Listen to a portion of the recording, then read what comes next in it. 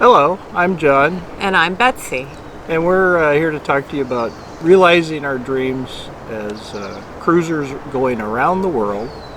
We are 5 months retired, and we're 2 months away from getting on our boat and starting to get into the cruising lifestyle.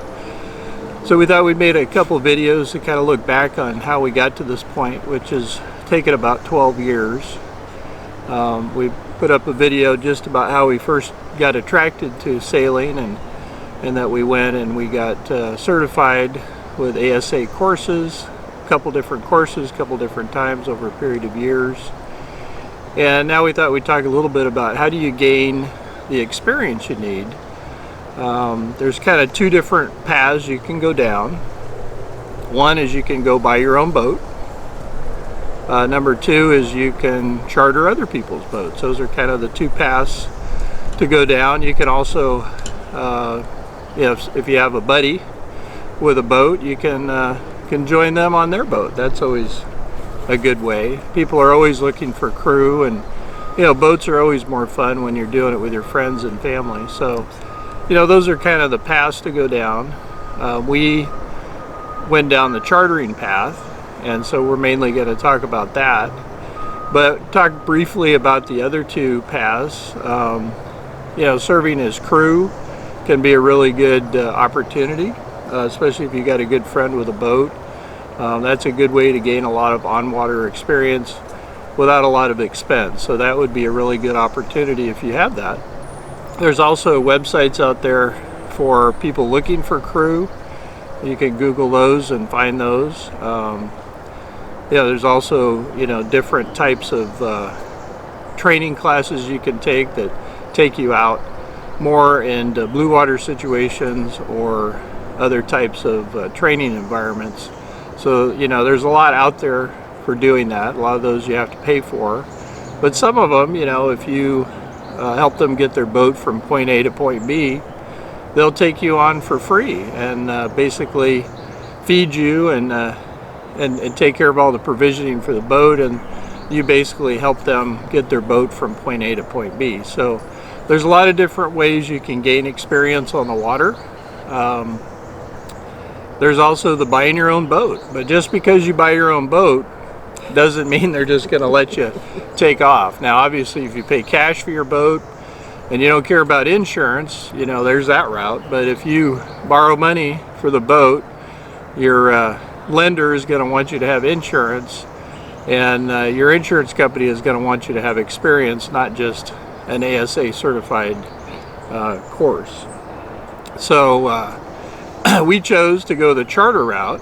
One of the reasons it was important, or I thought it was a good way to go, was for us, we were trying to settle on what kind of boat we wanted. We didn't know.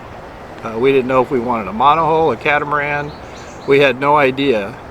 And so this was an opportunity to try out different types of boats and test drive them, so to speak. That was kind of my thought process for getting into it, and getting experience through chartering. Betsy could talk about her thoughts.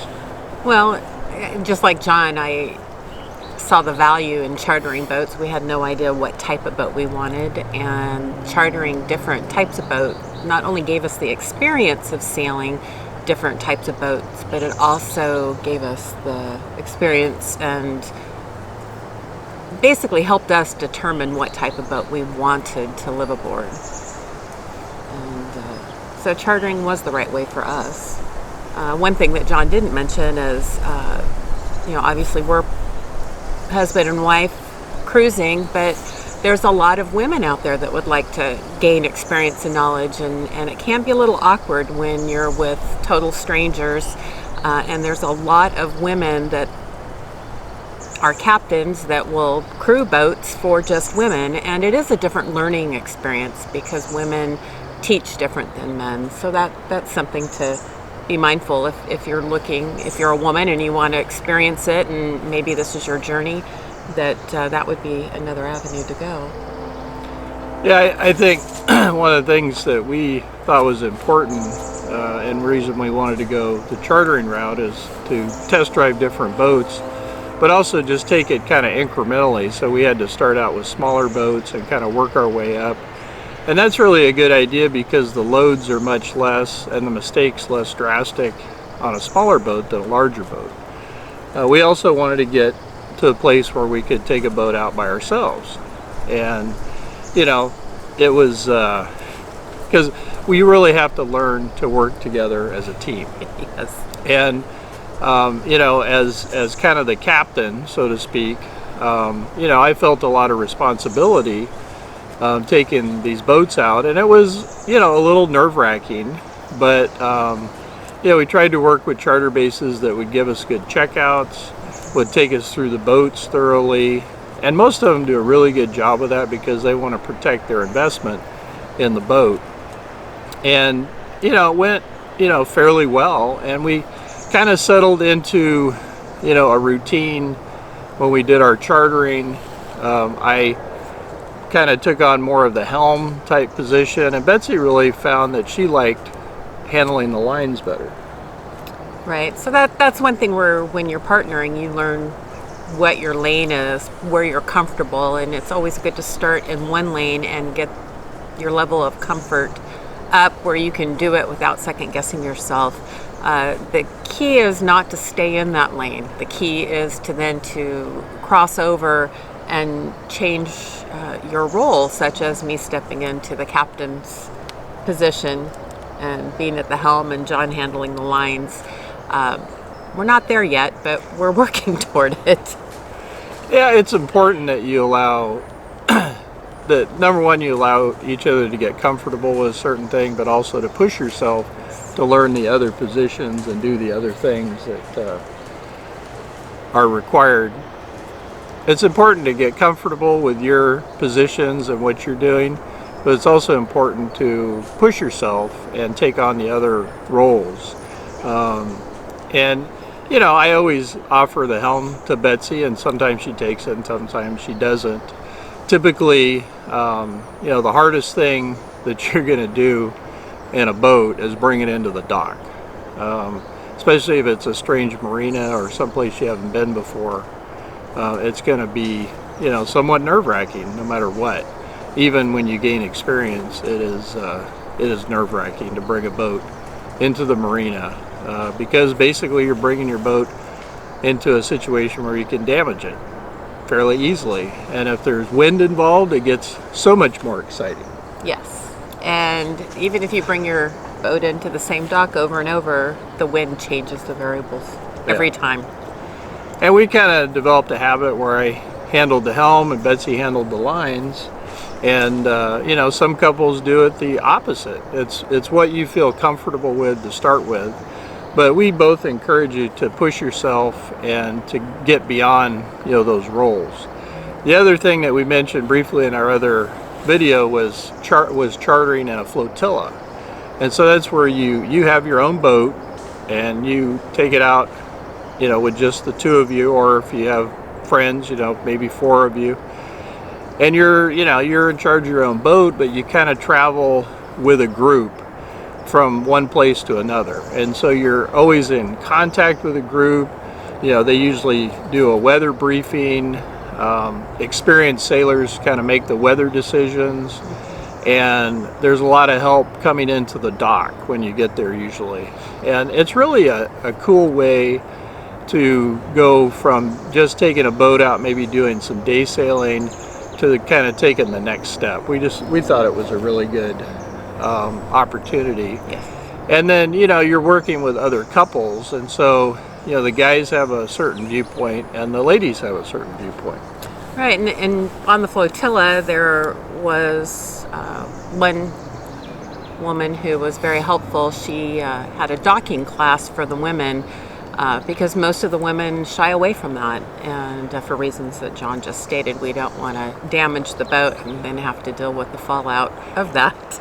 So the flotilla is really great to gain your level of comfort as well as learn from other people. And I'm hoping that as you join us on our journey and we're on the boat, you're going to see us make mistakes, I'm sure, but as we're just going to grow in our knowledge in different roles of managing the boat. Yeah, we ended up starting with a mid-30s monohull and working our way up to basically the boat that we have now, which is a Fontaine Pajot Helia 44 catamaran.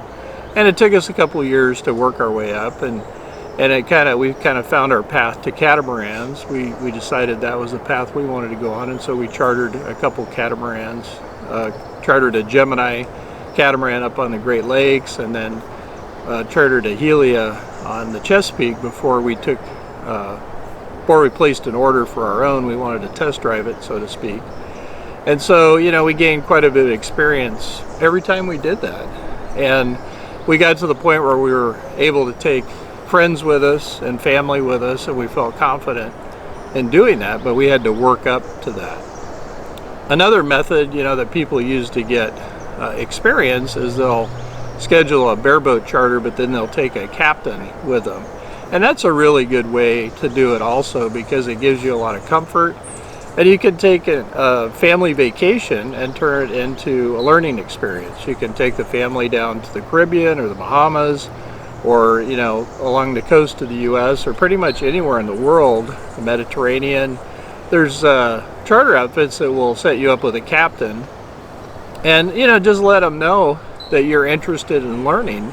And most captains are very good about helping you learn stuff, give you the helm, or help you learn the sails. They're there to make your trip fun, and you can also be a little bit more relaxed because he's in charge of the boat. You're not having all that pressure, so that can be a really good way to do it, and a lot of people have done that and really kind of worked with one type of charter company and gained experience with captains, and then they get to the point where they take the boat out on their own. It's a familiar boat that they've been on before, and it's familiar places that they're visiting. And so that's really a good way to kind of groove some of your skills and take things to the next level. One of the challenges when you're taking a boat out for bareboat charter, especially at the beginning, is just kind of learning to trust one another. and that sounds easy, but it's not. It's different for every couple or group of people, families. If you're doing this as a family, it can be a challenge, but it's really important that you do trust one another and learn to really trust each other's knowledge and skills. Someone has to be in charge of the boat because there's situations that happen quickly, and someone needs to kind of be in overall charge. But it doesn't have to be all the time. You can take turns, different days, different people can be in charge, and gain that experience as quote being the captain. Unless it's a safety issue, it's really important that as you're learning together through the journey, that you let the person learn, that you don't go and rescue the other team member, if you will. That mistakes are where it gets deeply grooved or imprinted on a person to know not to do that, and we've had a couple of those. I don't know if we ever got them on film, but it's just really important unless it's a safety issue. Yeah, I mean it's a new environment, and you have to learn to work together.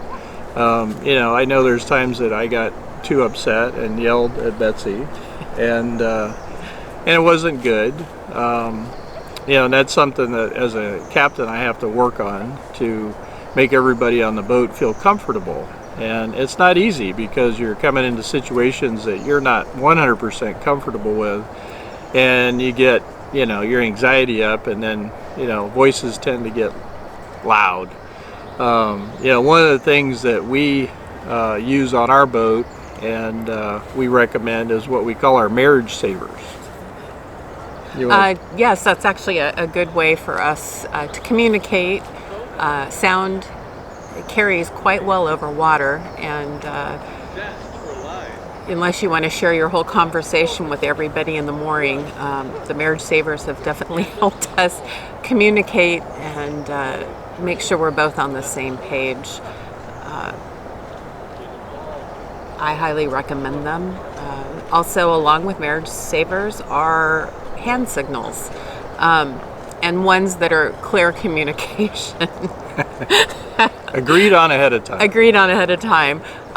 That way, there's never a doubt on what you're doing. If the headsets go, the batteries fail, at least we are still in line of communication. And I will say, when you partner with someone on a sailboat, it becomes very transparent where your weakness in communication is.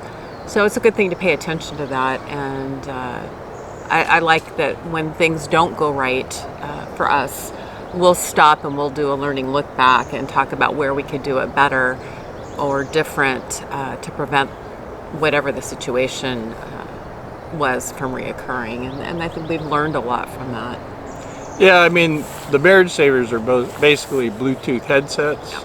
And, 44-foot catamaran from the bow to the helm is quite a distance. And so instead of a lot of yelling, sometimes when there's quite a bit of wind, these work really well. They allow us to communicate really well. And we think they're really a great addition to our cruising arsenal. And we use them when we're chartering to great benefit. And it just helps when you can just talk to each other without yelling the length of the boat. I know one time when we didn't use them, we were actually at a gas dock, and it became a safety issue because we had communicated prior to leaving the dock, but then a line got jammed in the cleat, and the boat was not free from a concrete dock. And it got a little exciting, but from that experience, we now put them on whenever, even if we feel it's a safe situation and there's no wind and we can communicate, it's something that we just do from now on. Yeah, we basically use them whenever we're docking, mooring, or anchoring. Those are the times when someone has to be usually up near the bow or somewhere else on the boat. It could be on the other side of the boat too. On catamarans, sometimes it's hard to see the other side, but it's really a great addition. And I'll put a link below to the ones that we bought, and I'm sure there's quite a few different models out there, but we recommend them highly.